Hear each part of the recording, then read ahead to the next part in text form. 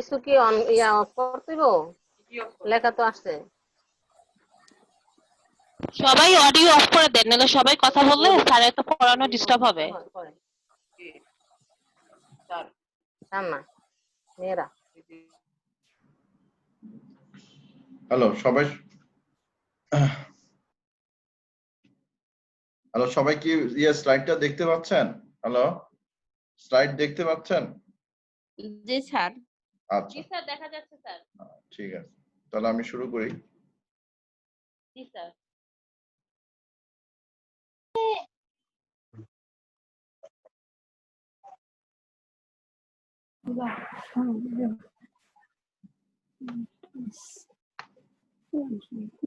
এখন এখানে আপনাদের পরীক্ষাতে ডাটা কালেকশনের উপর সাধারণত কোশ্চেনটা এইভাবে থাকে, what is data collection, describe the different methods of data collection. And actually আপনারা যখন যে রিসার্চের বিভিন্ন স্টেজ গুলো আপনারা পড়েছেন, ওখানে স্টেপস অফ রিসার্চ প্রসেসের মধ্যে একটা স্টেপ ছিল ডেটা কালেকশন। তার মানে যখন আপনার রিসার্চের টাইটেল ঠিক করা হয়ে যায়, অবজেক্টিভ ঠিক হয়ে যায়, কোশ্চেনার তৈরি হয়ে যায়, এরপরে যেটা করতে হয় ডেটা কালেকশন করতে হয়। তো সেই ডেটা কালেকশন করতে গিয়ে সেই ডাটা কালেকশন করতে গিয়ে আপনাদেরকে আগে বুঝতে হবে যে আসলে ডাটা কালেকশনটা কি, আর কি কি মেথডে কি কি উপায়ে ডেটা কালেকশন করা যায়। কারণ সব ধরনের রিসার্চে একই মেথড অ্যাপ্লাই করে না, এক এক রিসার্চের ইসের উপর এক এক ধরনের মেথড অ্যাপ্লাই করা হয়, এবং রিসার্চের ডিজাইনের উপর নির্ভর করে কোন মেথডটা অ্যাপ্লাই হবে। যদি ডিফাইন করি তাহলে data collection is the systematic approach to gather information from a variety of sources to get a complete and accurate picture of an area of interest. আবার ডেফিনেশনটা এরকম হতে পারে, it may also be defined as systematic collection of data for a particular purpose from various sources. এখানে দুইটা ডেফিনেশনের মধ্যে দেখেন various sources or variety of sources, তার মানে ডাটা কালেকশনের উৎস থাকে, ডাটা কালেকশনের সোর্স থাকে, সেই সোর্স থেকে ডেটা কালেক্ট করতে হয়। এমন সোর্স কোনো ক্ষেত্রে রেসপন্ডেন্ট, যেমন আমি একজন মানুষ, আমি আপনার সাথে কথা বলতেছি, আমাকে কোশ্চেন করতেছেন, উত্তর দিচ্ছি, এটা হতে পারে।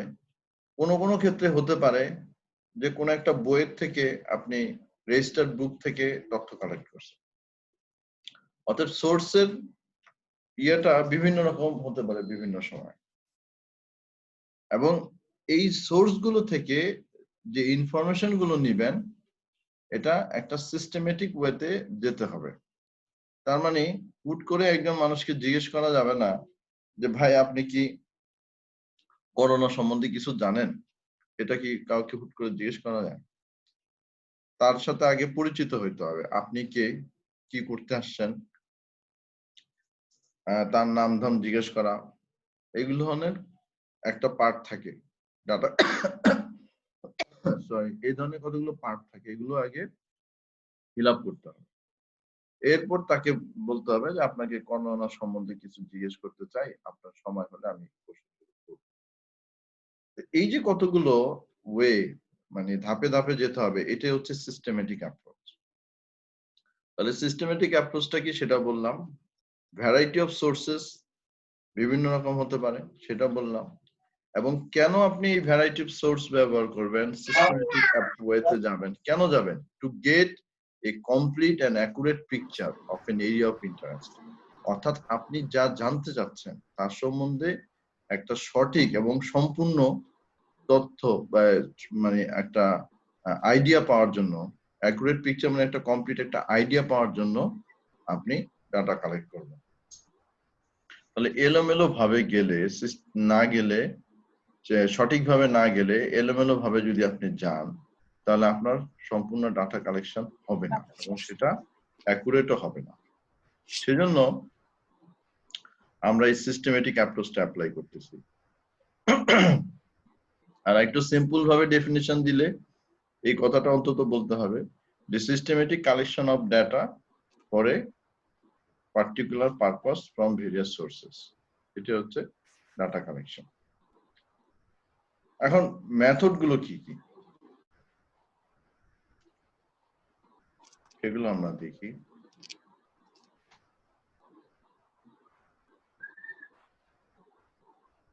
এখানে দেখেন মোটামুটি 6টা মেথডের নাম এখানে লেখা আছে ডাটা কালেকশনের। হ্যাঁ, 6টা মেথড এখানে আছে। প্রথমটা হচ্ছে রুটিনলি কেপ্ট রেকর্ডস, তারপর অবজারভেশন, তারপর হচ্ছে ফেস টু ফেস ইন্টারভিউ, এরপর আছে থ্রু টেলিফোন, এরপর আছে অ্যাডমিনিস্ট্রেটিং রিটেন কোশ্চেনয়ার, নাম্বার 6 হচ্ছে focus group discussion. Written question হিসাবে কিন্তু এটা খুব ইম্পর্টেন্ট এবং এটা প্রায় আসে, তো আপনাদের কোশ্চেনটা ভালো করে পড়বেন। তো প্রথমে এই নামগুলো পড়ে যান, নামগুলো মুখস্থ করার চেষ্টা করবেন। এখন বাই দিস টাইম আপনাকে বুঝতে হবে যে রুটিনলি কেপ্ট রেকর্ডস এটা কি, এই মেথডটা কি, এরপর ধারাবাহিকভাবে observation, face to face interview, এগুলো প্রত্যেকটাই বলবো।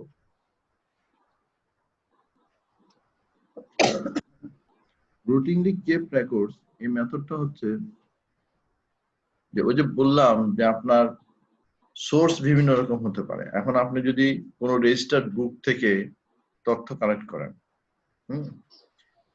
তাহলে সেটা হতে পারে হসপিটাল রেকর্ড, তারপর কোনো স্ট্যাটিস্টিক্যাল ব্যুরো যেমন সেন্সাস ডেটা, অথবা কোনো লাইব্রেরি পাবলিকেশন থেকে, হ্যাঁ, সেখান থেকে আপনি তথ্য নিচ্ছেন। তাহলে এটা হলো routinely kept record methods data কালেকশনে। এই জন্য বলা হচ্ছে যে here data is collected from a certain location of large body of already stored data. অর্থাৎ যেই ডাটাগুলো অলরেডি স্টোর করা আছে সেখান থেকে আপনি তথ্য নিচ্ছেন। যেমন হসপিটালে রুগী আসছে এবং তার নাম ধাম কি কারণে আসছে এটা কিন্তু একজন লিখে রাখছে খাতা, এবং সেখান থেকে আপনি নিচ্ছেন।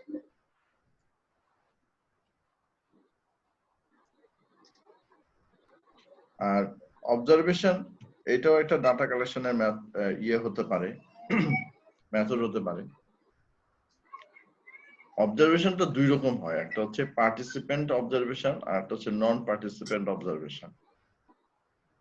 এখন এই দুইটা জিনিস দিয়ে আগে বোঝাই যে পার্টিসিপেন্ট অবজারভেশন আর নন পার্টিসিপেন্ট মানে কি। যেমন আপনি যদি আমাদের মেডিকেলের আউটডোর সার্ভিস যেটা, সেটা কিরকম হচ্ছে, রোগীরা স্যাটিসফাইড কিনা, বা ডক্টর পেশেন্টের যে রিলেশনটা যেরকম হওয়া উচিত সেইভাবে তারা বিহেভ করে কিনা। আপনি হয়তো রুগী সেজে আউটডোরে যেয়ে বসলেন, বসে আপনার যে যে জায়গাগুলো দেখা দরকার যে রোগীরা এখানে স্যাটিসফ্যাকশনের জায়গা কি কি খুঁজতে পারে, যে যাওয়ার সাথে সাথে তাকে রিসিভ করা হয় কিনা, তার তথ্য নেওয়া হয় কিনা, কি কারণে সে আসছে, ওয়েটিং টাইমটাকে কতটুকু দেওয়া হচ্ছে, পেশেন্ট ডাক্তারের কাছে যাওয়ার পর তার সাথে ডাক্তারের কতক্ষণ সময়ের বিনিময় হচ্ছে, তারপর সঠিকভাবে হিস্ট্রি নেওয়া হচ্ছে কিনা, ইনভেস্টিগেশন সঠিকভাবে দেওয়া হচ্ছে কিনা, সেগুলোর ব্যাপারে, এবং যে ওষুধ যেটা দেওয়া হচ্ছে সেটা রোগীকে বুঝাই দেওয়া হচ্ছে কিনা, ডক্টর বুঝাই দিক অথবা তার যে ইয়ে থাকতেছে সহকারী থাকতেছে সে বুঝাই দিচ্ছে কিনা, এগুলো হচ্ছে পেশেন্টের স্যাটিসফ্যাকশনের জায়গা। এখন আপনি রোগী সেজে যে যুগলি এই তথ্যগুলো কালেক্ট করেন সেটা হচ্ছে পার্টিসিপেন্ট অবজারভেশন। আর যদি এরকম হয় যে না আপনি ডক্টর চেম্বারে যে ভিতরে ঢুকে তাকে পরিচয় দিলেন আপনি একজন রিসার্চার, আপনি তথ্য নিতে আসছেন, তার চেম্বারে আপনি কিছু সময় বসবেন, এগুলো দেখবেন, তাহলে এটা হলো নন পার্টিসিপেন্ট অবজারভেশন। সবাই বুঝাতে পারলাম? হুম, Yes, sir. আচ্ছা। এই জন্য অবজারভেশনটা মানে হচ্ছে কি systematic collection, watching and recording of behaviour and characteristics of subject objects and phenomenon. অর্থাৎ যখন যেভাবে যে জায়গায় আপনি যা দেখতে চান, আপনি যদি কোনো সাবজেক্ট ব্যবহার করেন ডাটা কালেকশনের জন্য, কোনো অবজেক্ট ব্যবহার করেন, তাহলে তার ক্যারেক্টারিস্টিক্স গুলো আপনি লিপিবদ্ধ করবেন অথবা সেই বিহেভিয়ার গুলো লিপিবদ্ধ করবেন। তাহলে এটা হচ্ছে অবজারভেশন। যেমন আরেকটা উদাহরণ দিই, নন পার্টিসিপেন্ট অবজারভেশন। যেমন আপনি মায়েদেরকে বললেন যে আপনারা কি যাদের বাচ্চা আছে 5 বছরের নিচে, একদম সবসময় মাকে কেয়ার নিতে হয় বাচ্চা, তো সেই ধরনের বাচ্চার ক্ষেত্রে ডায়রিয়া হলে কিন্তু ওটস স্যালাইন এর ব্যবহারটা কিন্তু মাকেই ভালো জানতে হবে। মা ওটস স্যালাইন বানাইতে জানে কিনা এবং কতটুকু সময় রাখা যাবে এবং কিভাবে খাওয়াতে হবে, এটা আপনি জানতে যাচ্ছেন। তাহলে এটা জানতে চেয়ে আপনি একটা চেকলিস্ট করে নেবেন কিভাবে আপনার ওটস স্যালাইন বানাইতে হয়, কতটুকু পানি নিতে হয়, কতটুকু লবণ নিতে হয়, হ্যাঁ, এগুলো মা ঠিক মতো দিচ্ছে কিনা, কিভাবে মিশাইতে হয়, এটা মিশাচ্ছে কিনা, এরকম স্টেপ গুলো আপনি লিখে রাখলেন। মাকে বললেন আপনি ওটস স্যালাইন বানান। তো সেক্ষেত্রে আপনি একটা নন পার্টিসিপেন্ট অবজারভেশন, আপনি শুধু দেখবেন সে প্রত্যেকটা কাজ করতেছে কিনা, আপনি সেভাবে টিক দিবেন।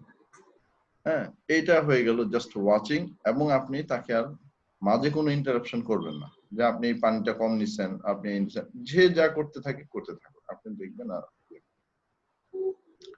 তাহলে এখানে তাকে কিন্তু কোনো কোশ্চেন আপনি করতেছেন না যে আপনি স্টেপ গুলো বলেন, কতটুকু পানি নেবেন জিজ্ঞেস করতেছেন না, কতটুকু লবণ নেবেন এটা জিজ্ঞেস করতেছেন না, তাকে বানাইতে বলছেন সে বানাইতে। তাহলে এর মধ্য থেকে আপনি তার নলেজ দেখতেছেন, সে জানে কিনা, সে জানলেই তো সেভাবে অতটুকু নিবে, এবং সেই প্র্যাকটিসটা সে করতেছে কিনা। হয়তো দেখা গেল সে জানে কিন্তু পানি নেওয়ার সময় খামখেয়ালি নেয় না, আদাসের পানি নেওয়া, সে একটা গ্লাসের মধ্যে পানি নিয়ে কিছু আন্দাজ মতো লবণ নিয়ে শুরু করে বানানো শুরু করে, এটা কিন্তু তার প্রপার প্র্যাকটিস হলো না।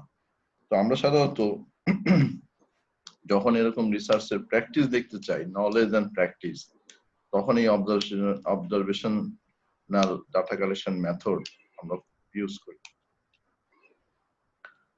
পার্সোনাল ইন্টারভিউ, এটা most widely used and most commonly used data collection method. Personal interview, যেটাকে আমরা ফেস টু ফেস ইন্টারভিউ বলি, ঠিক আছে? এটা কিন্তু খুব ইম্পর্টেন্ট, এটা পরীক্ষার সময় বেশি লাগবে। পার্সোনাল ইন্টারভিউ বা ফেস টু ফেস ইন্টারভিউ, আপনারা যখন সেকেন্ড ইয়ারে যাবেন, থিসিস করবেন, তখন কিন্তু এই মেথডটা বেশি ব্যবহার হবে।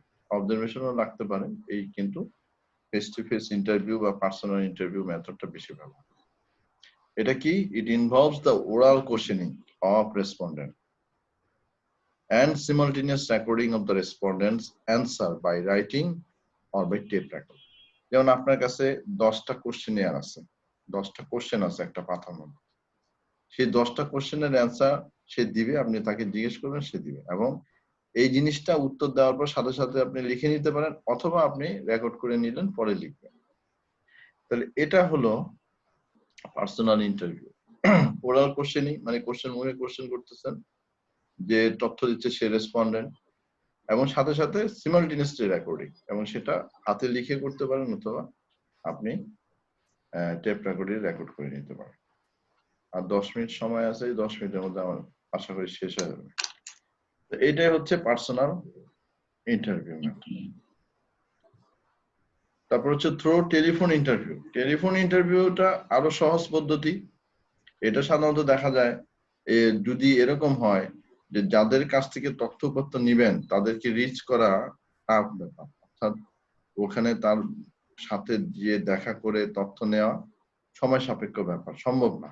কিন্তু রিসার্চের জন্য যাদেরকে সিলেক্ট করছেন তারা দূর দূরান্তে থাকলেও তাদের ওপিনিয়নটা আপনার দরকার, তাদের কাছ থেকে ইনফরমেশন আপনার দরকার, তথ্য দরকার। তাহলে আজকাল টেলিফোনের ইন্টারনেটের যুগে এখন এটা তো আরো ইজি, তাকে বললেই হয় আমি ইমেল করে দিচ্ছি, আপনি কোশ্চেনারটা বাইর করে দেখেন এবং অ্যান্সার গুলো আপনি বলেন, অথবা আপনি তাকে টেলিফোনে বললেন, কোশ্চেন গুলো বললেন, সে এটার উত্তর গুলো দিন। যেমন অনেক সময় এই জিনিসটা থ্রু টেলিফোন ইন্টারভিউ অনেক সময় দেখবেন হঠাৎ করে ফোন আসে, ফোনে যেমন আমার মোবাইলে প্রায় আসে যে স্যার এই প্রোডাক্টটা কি আপনি ব্যবহার করছেন, এই প্রোডাক্টটা সম্বন্ধে একটু জিজ্ঞেস করতে চাই, এটা আমাদের কোম্পানির প্রোডাক্ট, আপনার ওপিনিয়ন। এটা কিন্তু তারা তথ্য নিচ্ছে। অথবা বিভিন্ন টেলিফোনের মোবাইলের সার্ভিস, বিভিন্ন রকম অনলাইন, তারপরে হচ্ছে অনলাইন পারচেজ, এইগুলো সার্ভিস, এগুলো অনেক সময় ডাটা তথ্য কালেক্ট করে এবং টেলিফোনে ফোন করে এগুলো জিজ্ঞেস করে যে আপনার একটু সময় হবে কিনা, তাহলে আমি 7টা কোশ্চেন করবো বা 5টা কোশ্চেন করবো। তো এটাও কিন্তু একটা মেথড থ্রু টেলিফোন ইন্টারভিউ, এবং এই মেথডে অনেক সময় সার্ভে করে। অ্যাডমিনিস্ট্রেটিং রিটেন কোশ্চেনিয়ার, এটা যে কিছুক্ষণ আগে যেটা বললাম যে ইমেলের মাধ্যমে আপনি একটা কোশ্চেনিয়ার ফর্ম পাঠিয়ে দিবেন ইমেলের মাধ্যমে, এটা হচ্ছে সেই মেথড অ্যাডমিনিস্ট্রেটিং রিটেন কোশ্চেনিয়ার। যে আপনি তাকে বলে দিলেন যে আপনার একটা মেইলে একটা কোশ্চেনিয়ার আমি পাঠাইছি, এই কোশ্চেনিয়ারটা ডাউনলোড করে ফিল আপ করে আপনি একটু আবার পাঠিয়ে দিবেন আমাকে, এবং এটা সে স্ক্যান করে আবার মেল করে দিতে পারে। তো আবার ছবি তুলে মেসেঞ্জারে দিয়ে দিতে, যেমন কত রকমের পদ্ধতি আমরা এখন ইউজ করি। তো এইটাও এক ধরনের মেথড, এবং এই মেথডে ওই যে যাদেরকে রিচ করা যাবে না, যা কিন্তু তথ্য দরকার, রিমোট এরিয়াতে থাকতেছে, তাদের ক্ষেত্রে এটা ব্যবহার করবে। আর লাস্ট যেটা আসতেছে ফোকাস গ্রুপ ডিসকাশন। হ্যাঁ, এইটা কিন্তু এই যে কিছুক্ষণ আগে আপনারা এই যেটা আলোচনা নিজেদের মধ্যে আলোচনা করতেছিলেন না, হ্যাঁ, বিভিন্ন বিষয় নিয়ে, কি কথা ঠিক কিনা? হ্যাঁ, কি নিয়ে আপনারা আলাপ করতেছিলেন? নিশ্চয়ই হবে পরীক্ষার বিষয় নিয়ে আলাপ করছেন। হ্যাঁ, এটা স্বাভাবিক, তাই না? আমি গেস করি তো এটাই স্বাভাবিক, পরীক্ষার বিষয় নিয়ে তো আলাপ করছেন। এই যে আপনারা একটা নির্দিষ্ট ইস্যু নিয়ে সবাই সবার ওপিনিয়ন ব্যক্ত করতেছেন, এবং ম্যাক্সিমামই দেখা যাবে একটা জায়গায় ওপিনিয়নে সবাই সাপোর্ট করতেছেন, এবং এই যে একটা নির্দিষ্ট ইস্যু রেজ করা 6 থেকে 12 জন পিপলের মধ্যে একটা নির্দিষ্ট ইস্যু রেজ করে সেটা নিয়ে আলাপচারিতার মাধ্যমে কতগুলো মেজরিটি পার্সন কতগুলো সিদ্ধান্তে আসে, এই মেজরিটি পার্সন যে সিদ্ধান্তগুলো আছে ওগুলোকেই ধরা হয় যে আসলে এটাই হচ্ছে এই কোশ্চেনের বা এই ইস্যুর উত্তর হতে পারে। এবং এরকম বেসিসে যখন তথ্যপত্র কালেক্ট করা হয় এটাকে বলা হয় ফোকাস গ্রুপ ডিসকাশন। যেমন আপনি গ্রামে যে এখন যদি করোনা সম্বন্ধে গ্রামের মানুষ কতটা, আমরা তো শহরে সব ধরনের সোর্সের থেকে প্রতিনিয়ত ইনফরমেশন পাচ্ছি, শুনতেছি। কারণ এখন হয়তো একটু রিমোট এরিয়াতে যদি যাই যেখানে হয়তো প্রত্যেক ঘরে ঘরে আপনার টেলিভিশন নাই, এখনো এরকম থাকতে পারে, এখনো থাকাই স্বাভাবিক। আমার মনে হয় না প্রত্যেক ঘরে ঘরে বাংলাদেশে এখন টিভি আছে, অনেক রিমোট এরিয়াতে নাই, তো হয়তো শেয়ারিং করে টিভি দেখে। তো দেখা যাচ্ছে যে ওখানে যেখানে এই ধরনের সোর্সের অভাব আছে, তো তারা কতখানি করোনা সম্বন্ধে জানতে পারছে, হয়তো তারা মোবাইল থেকে হয়তো জানতে পারে, কিছু মোবাইল থেকে পাইতে পারে, মোবাইল থেকে হতে পারে, রেডিও থেকে হতে পারে, অথবা মানুষের মুখে মুখে শুনছে। তো এরকম যদি আমি 10-12 জন লোককে একসাথে বসাই দিয়ে একটু রেস করি যে করোনা ইস্যু নিয়ে আপনাদের একটু শুনি, এই সম্বন্ধে আপনাদের জানা কতটুকু, আপনার করোনাটা কি, কিভাবে ছড়ায়, এটার প্রতিকারের ব্যবস্থা আছে কিনা, চিকিৎসা হলে কোথায় যাওয়া উচিত, এইগুলো সম্বন্ধে কতটুকু ধারণা হচ্ছে তাদের। এখন এইগুলো ইস্যু নিয়ে তারা নিজেদের মধ্যে আলোচনা করার কারণে একজন একটা বলবে, আরেকজন বলবে যে না না না এটা এরকম না, আরেকজন বলবে হ্যাঁ এটা এরকম হতে পারে, হ্যাঁ এইভাবে ছড়াতে পারে। তাহলে মেজরিটি পার্সন কি সাপোর্ট করে, তাহলে ওই কমিউনিটিতে মেজরিটি পার্সন যেটাকে সাপোর্ট করবে, তাহলে বুঝতে হবে এই কমিউনিটি মানুষের এইটার সম্বন্ধে ধারণা এটাই, এইটাকে আমরা উত্তর হিসেবে নিব। তো এইটাই এরকম ভাবেও ডাটা কালেক্ট করা যায় ফোকাস গ্রুপ ডিসকাশন। তো এখানে একটু বলে রাখি, যারা ভালো পারবেন তাদেরকে অনেক সময় জিজ্ঞেস করব যে ফোকাস গ্রুপ ডিসকাশন কোন ধরনের রিসার্চে ইউজ করা হয়, কোয়ালিটেটিভ রিসার্চ না কোয়ান্টিটেটিভ রিসার্চ।